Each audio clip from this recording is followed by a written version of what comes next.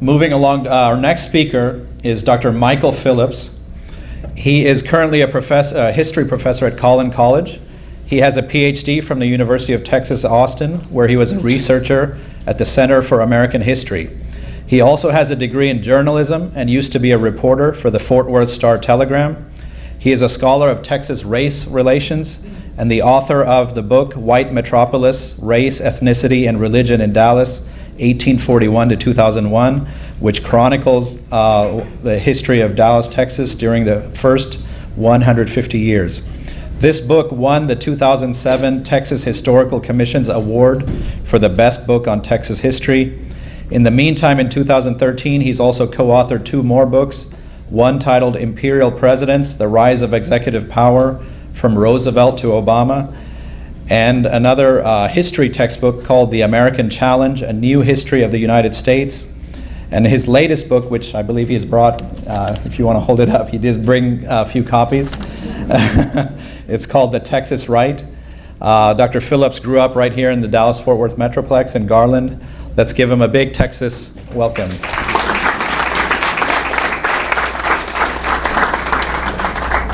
Thank you.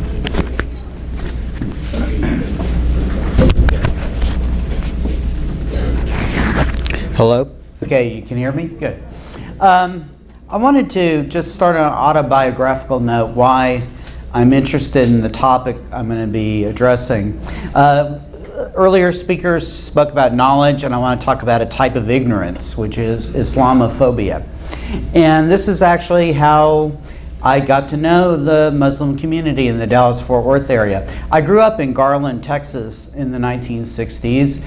At a time the town was extremely Southern Baptist, extremely Anglo, extremely conservative on a number of issues. And in my time, Catholics were the outsiders.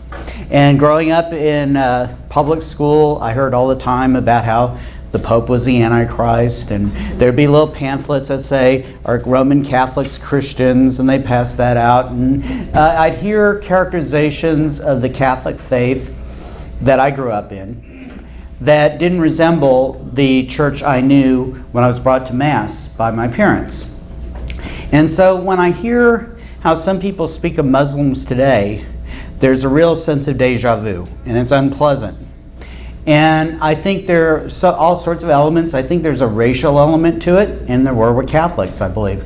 And I think that I see a similar trajectory. Okay, so I want to talk about that. And let me just briefly note, I got to Collin College. It was the most diverse institution I had ever taught at. I was at UT Austin. Collin College is more diverse than UT ever was because it's become an elite school. And so I got to know some Muslim women in my classes, and they completely defied every stereotype that a lot of people have about women in Islam. And I put together a panel. There's one of my panelists is here today, and I had them talk about that. My students were amazed to hear how smart, how assertive, how independent, how creative. That these were women who were not oppressed, who had embraced the faith tradition and did so willingly. And I thought that was a useful thing. And so Islamophobia has been an issue I've been concerned with ever since. Now we don't know how many Muslims are targeted by hate crimes every year, although the evidence suggests it's a pretty significant issue. One 2014 Zogby poll indicated that Muslims are, next to atheists, the least popular group in terms of religion in the United States. Only 27% of Americans hold a positive view of Muslims, opposed to 45% who hold an unfavorable view. The FBI compiles statistics on hate crimes every year, and these are woefully underreported for reasons I'll mention. They say approximately 160 Muslims were victims of hate crimes between 2011 and 2013, and we know that the number's much higher.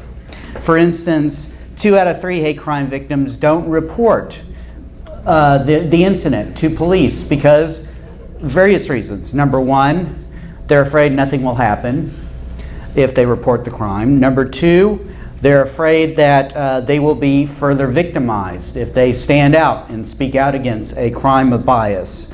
Third, police have been involved in spying on Muslim communities.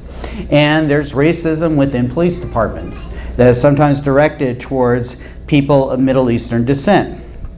So, there are a lot of issues why a Muslim may not report a hate crime in which they're the victim.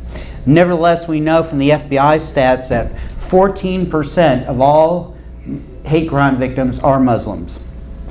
And furthermore, one other little bit of research. Pew Research Center says that 6% of American Muslims report they had been physically attacked or insulted because of their religion. Now, if you understand that there are 2.6 million Muslims in the United States as of 2010, from that we can extrapolate there are about 156,000 Muslims in the country who have been a target of verbal or physical abuse. And we've seen some really terrible incidents lately. This past February 10th, Stephen Hicks murdered 3 Muslim neighbors. 2 of them were women wearing the hijab in Chapel Hill, North Carolina. And some people are saying, oh, it's because of a parking dispute. But other people are familiar with the case know that bias was undoubtedly an issue. There's, of course, been an upsurge in anti-Muslim and anti-Arab attacks since September 11th, 2001. Some of the victims, by the way, have been actually Sikhs who non-Muslims mistake for Muslims. And that's been a common phenomenon. On the anniversary, the 10th anniversary of September 11th, in Houston, you had a Muslim man enter into an establishment to get a sandwich. He was given a to-go box that had written on it, Happy September 11th, and the 2 1s and the 11 were drawn to look like the World Trade Center. And this is a fairly common experience on a smaller scale, I would suggest. Meanwhile, non-Muslims have been reduced to the status of second-class citizens.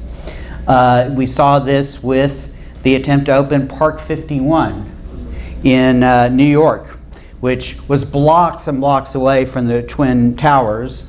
And it was in a rundown neighborhood where there had been strip joints and other, disreputable things. And people are trying to build this community center. And you had this organized protests. How dare they do this? A place, an Islamic center, a community center. And the Constitution guarantees the freedom of religion, freedom of assembly, and Muslims sometimes there have been people who tried to deny that. We saw this in Murfreesboro, Tennessee. There's a 4-year battle to open an Islamic center there. And the county in Rutherford County, Tennessee, ended up having to spend almost $350,000 to battle off these lawsuits to prevent the exercise of a constitutional right that everyone else enjoys. One attorney, Joe Brandon, in Rutherford County says, I understand they want Sharia law in Rutherford County. What's wrong with that wanting to ask questions about direct ties to terrorism? What's the harm in that? What do we have to do? We have to undergo cavity searches in airports. Why? Because of the Muslims. And this is a fairly common thing in the media. Anyone watch Fox News? I don't recommend it. Have aspirin nearby. I'm worried about blood pressure, so I don't watch it. But anyway, a common guest on Fox News is a woman named Pamela Geller. Oh, you've heard of her. Okay. She's a founder of a group called Stop Islamization of America. And she has said in the past, and she's always on Fox News, she says, I don't think that many westernized Muslims know that when they pray 5 times a day, they're cursing Christians and Jews 5 times a day.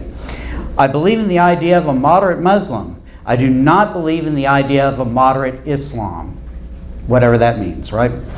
And she, by the way, is called what she sees as a struggle between the West, the Christian West, and Islam as a struggle between, listen to the words, the racism of the words, between civilized man and the savage. Have you heard of Ann Coulter? Yeah, she's another. These are heroes, right? In the right-wing media, she's referred to Arabs by the term ragheads, and she gets invited on Sean Hannity's show, in spite of using a racist term like that. It is an acceptable form of racism. I mean, if someone frequently used the N-word, they would not be a guest even on Fox News, and so I find that really shocking. And then we have Bill Maher, who's the host of a cable show on HBO, who's compared Islam to the mafia. And I see this, and like I said, I really get a sense of deja vu. Because there have been other groups in American history who have gone through the same crucible. And I was a member of one of those groups. 1850s, if you were in the United States, there was a political party that actually challenged the major two parties. At that time it was the Whig Party and the Democratic Party. It was called the American or Know Nothing Party. And this is a party that formed specifically because they were panicked about all those Catholic immigrants coming from Ireland primarily, but also from Germany.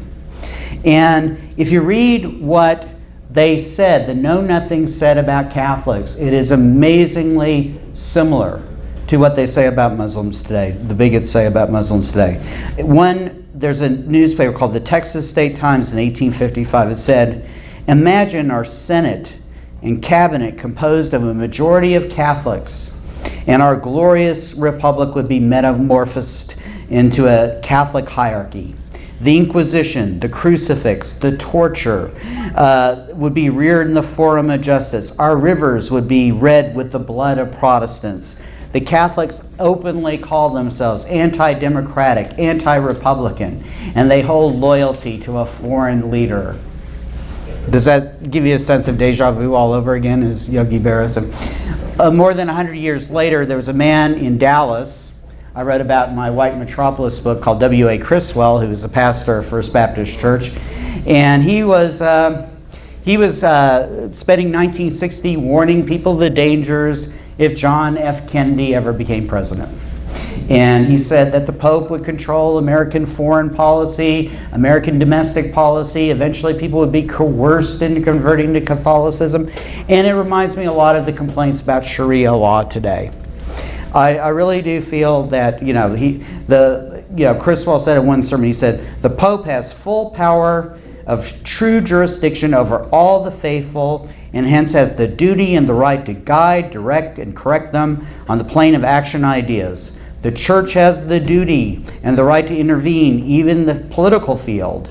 In every section of his activities, the Pope, he's talking about, he must inspire private and public conduct by laws, orientation, and instructions of the Church." In other words, the Pope is going to impose Catholic Sharia law in the country. Now, Jews faced a similar situation when they came over, particularly in large numbers, beginning in 1880 until 1920, and the imposition of the strictest anti-immigration law in U.S. history in 1924. You had people warning of the undermining of the American economy, the conquest of the American economy by Jewish immigrants. One workman in the late 1800s said, "The Russian Jews and all the other Jews will completely control the finances or government in this country in 10 years, or they will all be dead." This is in a speech. He's predicting either they'll conquer or Gentiles will have to commit genocide out of self-defense. The hatred with which they, the Jews, are regarded ought to be a warning to them. The people of this country won't be starved and driven to the wall by Jews who are guilty of all the crimes that have hitherto been unknown and unthought of by civilized humanity. So this is a common thing. In the 1930s in America, you would hear Father Charles Coughlin on the radio warning about Jews. You'd hear Charles Lindbergh, who was a famous aviator, speak about the dangers of Jews, etc. Now, real quickly, let me just say that the good news is that those other groups faced a similar hostility, and they eventually became accepted in the American fabric. For instance, the number of Americans who said they would vote for a Jew for president went up from 46% in 1937 to 91% in 2012. those who would consider voting for a Catholic. In 1937, the numbers were only 60%. 40% said they would never consider it. It went up to 67% a couple of years before Kennedy was elected, to 94% in 2012. Well, right now, 58% of Muslims, or 58% of Americans said they would consider a Muslim for president. So you're ahead of the Catholics and Jews were at a similar point in American history. Perceptions change. Real quickly, one last thing I would say. There is an element of race to this. I will explain. The Irish, Italians, and other groups that were Catholic in the past were perceived as non-white in the 19th century. And I think that Islam is often considered a religion of people of color. And I think that's an element. So it's entwined with our race relations, which are very troubled. I would just say, as Muslims become involved in the media, in public institutions, as they run for office, there will be a change. It's going to be a painful one, but change will come. Thank you very much.